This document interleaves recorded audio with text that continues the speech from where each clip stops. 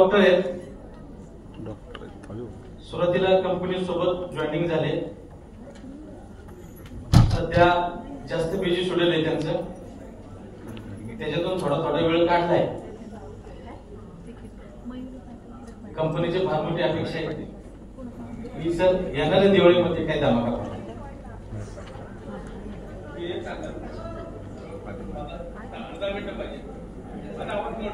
हा अरे वा सगळ्यांनी उभे राहतात.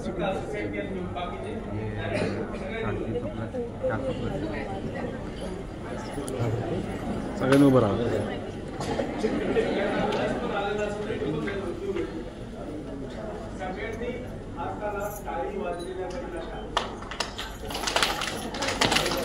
टाळी वाजली नाही पाहिजे.